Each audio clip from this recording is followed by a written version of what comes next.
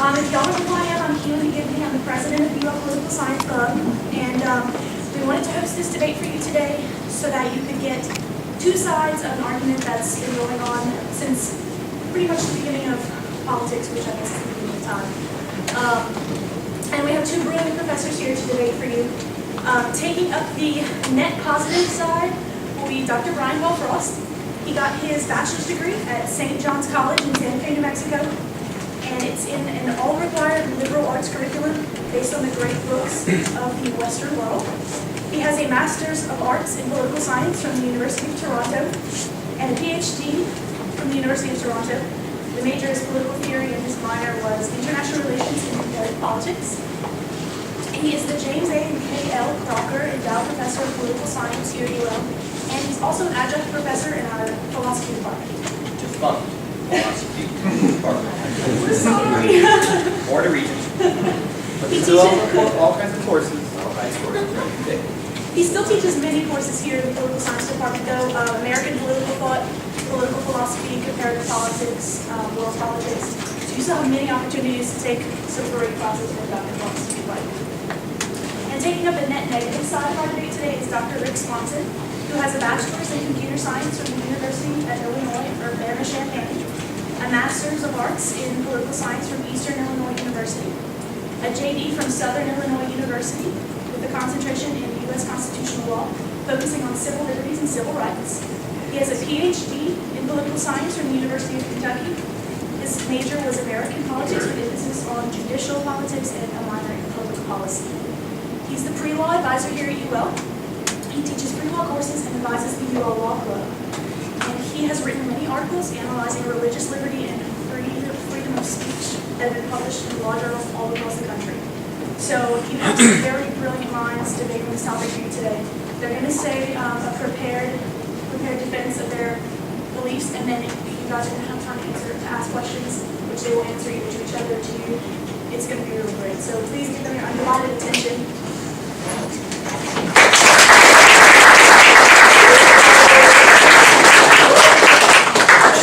Thanks for that false but stellar introduction. All right, I'm picking up the net positive side, so I think perhaps the best thing to do to start the debate is to define, at least as best as one can, what we mean by religion. And doubtfully, there will be no definition that is completely agreed upon by everyone in this room, let alone by Rick and I. But I'd like to at least emphasize some of the following characteristics. First, to have a religion, you must have a belief in an omnipresent, omnipotent, omniscient, transcendent being, which is creator of this visible world and all in it. Second, a radical and even shattering differentiation between this world and the world that exists after we die, and which thus maintains a distinction between our earthly bodies and our divine or heavenly or immortal souls. Religion thus provides an answer to the most important question we face, especially if you're approaching 50 and smoke like I do. What happens after we die? And finally, and most importantly, that divine being, through some revelatory process, commands or delivers a code of conduct that is to be followed by believers in order to reap the rewards and be worthy of the eternal life that is to follow, and which is to guide activity in this life. And this last point is absolutely key because it makes clear a fourth aspect of the divine being, namely that that being is just, and we are expected as well to be just in this world. That code of conduct revealed by God must therefore be just as well, in the sense that it's a code of conduct that can be followed and acted upon in this world in order to do the bidding of God and reap the rewards after we die. Justice will therefore be secured here on earth or after we die, but justice will prevail. Now, what justice actually is, of course, is a massive question, subject for another debate. But it shows that any genuine religion cannot have as its source an unjust God. A God who commands utterly contradictory things, or who does not fulfill its promise to us through revelation. This is why no one bemoans the fact that the Aztec gods are no longer believed in, because the Aztec gods were unjust in the sense that you could kill many hundreds of people and the god would not fulfill its promise. An unjust God is the ultimate definition of damned if you do, damned if you don't. So it has to be a just God. At all events, we might be able to see these characteristics of religion that helps us to understand what you might call true religion from those that I might call pseudo-religions. For example, the gods of the Greeks and the Romans. This seems to be better described as a system of cults of various deities. None of the deities in the Greek or Roman pantheon had the three omnis: omniscient, omnipresent, and omnipotent. And these gods never really defined an articulate code of conduct. People asked things from the gods, wanted permission to do things from the gods, but you'll never see in Greek or Roman mythology a so-called sort of 10 commandments emanating from them, which told people how to act in all situations. And this also helps to, I think, differentiate true religion from what we might call spiritualism or pantheism.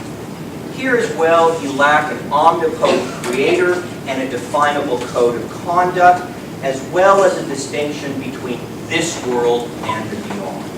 So these are the sort of characteristics I would broadly lay down to define what I mean by religion as being a net positive in society. The three omnis of a transcendent being, the fact that they're differentiating between this world and the next, a revelatory process that gives us a code of conduct that can be followed in this life, and finally, a God that is considered to be just, in the sense that if you follow that code of conduct, which may of course be interpreted in many ways, but at least is not blatantly contradictory, this would categorize, at least for me, a genuine religion that can be a net positive for society. Right? Everybody with me? Okay. With this distinction in mind, let us focus on why religion, at least in my mind, is a net positive on politics or civil society or political society as a whole. And here I wish to emphasize that I'm going to be dealing mainly with liberal democracy, our regime, and it seems to be the regime that is taking over the world. But I believe my remarks can apply to other regimes as well, such as monarchy or oligarchy with a little bit of tweaking. Now, in many ways, I think we could end this debate here and now, and quite simply, with the following three-word observation: the 20th century. There has never been a century like the 20th century that has witnessed the most barbaric and unspeakable atrocities on a scale hitherto unknown in the world. Now, there have always been atrocities in the world, of course, but our century, the last one, has never seen them on a scale and frequency that characterizes our epoch. The 20th century, our century, introduces all new forms of barbarism with a scale and magnitude that makes most people shudder. From the Gulag to genocides to the idolatry of the state and certain leaders, we had it all when it comes to the horrors human beings committed against one another in the last century. Now, we don't need to rehearse this long tale of woe here, but we do need to indicate what is perhaps the most single and significant differentiation of the past century, our century, the 20th century, as opposed to all other centuries human beings have ever known, and thus what really sort of signifies what or who perpetrated these barbarisms. The 20th century is in many ways the first century to be an avowedly atheistic century, and to have created regimes that were avowedly and openly and even proudly atheistic, namely and most pointedly the communist regimes of the 20th century. Communism recognized no higher authority than communism itself, and communism therefore recognized man as the highest and sole authority, or at least the human being or type that communism wished to achieve in various communistic states. And although it's hard to see, the very same can be said of almost all of the fascist regimes of the 20th century as well, from Hitler to Mussolini. They were not religious regimes in any sense of the word, but at best seemingly sort of proto-pagan.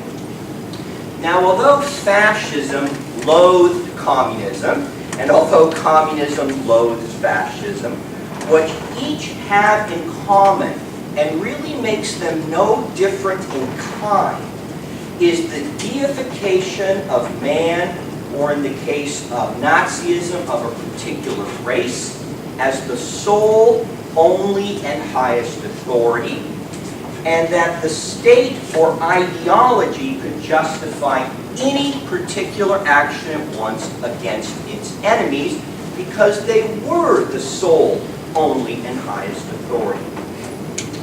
To put this in somewhat different terms, what marks the 20th century is the birth of new and powerful secular religions, as many scholars have pointed out, with the Reich or communism or a particular leader as the supreme entity or being, but not a religious being, a secular and temporal being.